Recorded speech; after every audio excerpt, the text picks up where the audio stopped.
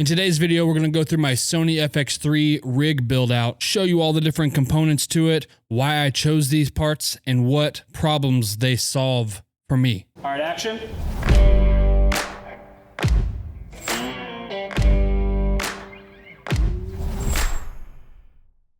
So the first component of all this obviously is the camera itself. It's a Sony FX3 paired with the Sigma 24-70 2.8 lens. This is my go-to setup with this rig. I would say 95% of the things that I film are filmed with this combination. This lens is actually starting to get worn out a little bit from being used so much, so I'm going to have to look at replacing this lens. I'm looking at some cinema lens options. If any of you guys know any options that work really well paired with the FX3, let me know. So moving on from the camera and the lens, I got the small rig 3/4 cage, I believe it's called. It doesn't quite go all the way across the top. It leaves room for the Sony top handle to still be able to be screwed into the top here, but it goes around both sides and the bottom. I also picked up a small rig base plate to screw into the bottom of the cage to be able to put onto the rail system. And on the very bottom of the rail system, I have the base to the actual tripod head. So it's all kind of built up from that base. The rails are important to be able to basically anchor things to in this rig. So if I have a follow focus or anything like that, I can put it here secured to the rail system,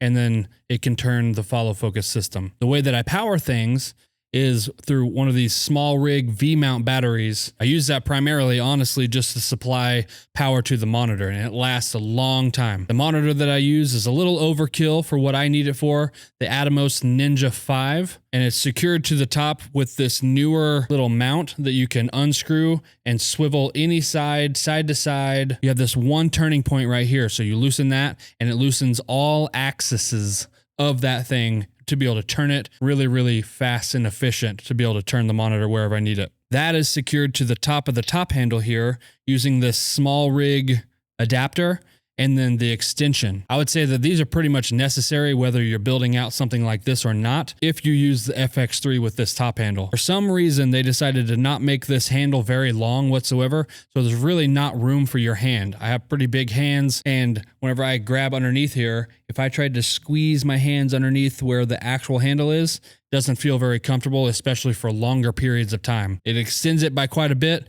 makes it way more comfortable in your hand. It's even got little grooves here for your fingers to go into. On the left side of the camera, I have one of the small rig grips. Honestly, I don't really use this that much. I thought whenever I first built this thing out that I would use this a lot more, kind of machine gun style like this. I honestly pull focus a lot with my hand manually, and so I tend to kind of hold the bottom of it like this and kind of cradle style. But what I do like is this has other mounting points right here. It also has a kind of a cold shoe little slide in thing right here. So I keep it on here to give me some relief. Sometimes I want to give my hand a break from being underneath and supporting the underneath of the camera. So I can then, you know, switch up the angle of my wrist.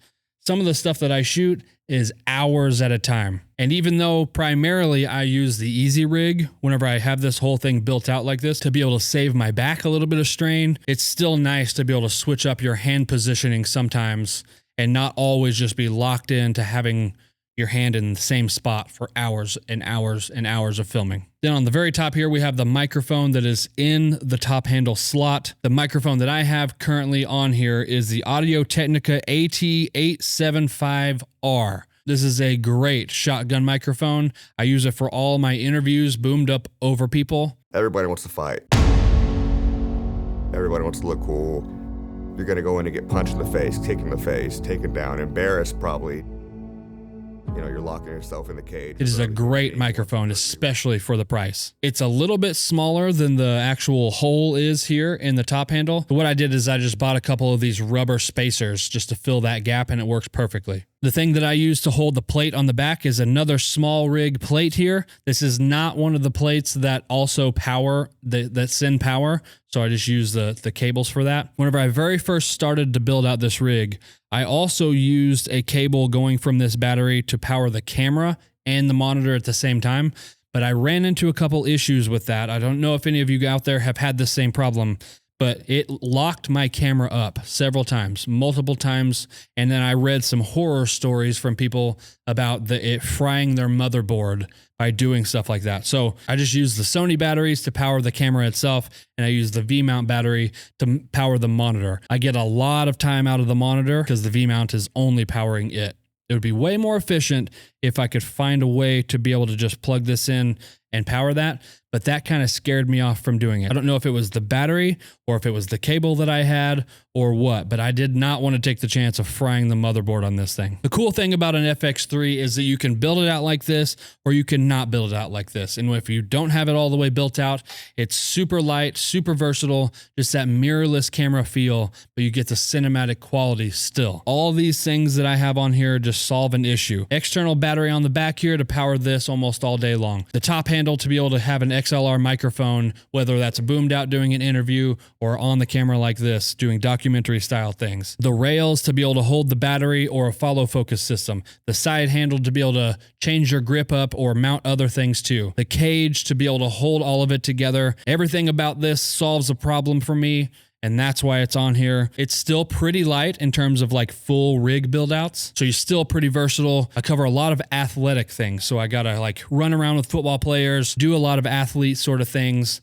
And so this camera allows me to get the cinematic qualities that I want in a rig that I can run with. Let me know if you guys have any questions on any of the things that I have on here, or if you have suggestions of things that I should try. If you're interested in stepping up your game with your photo or video work or your business, hit that subscribe button, join along here. Let's help each other out. We can all grow and we can all get better. I'll see you guys in the next one.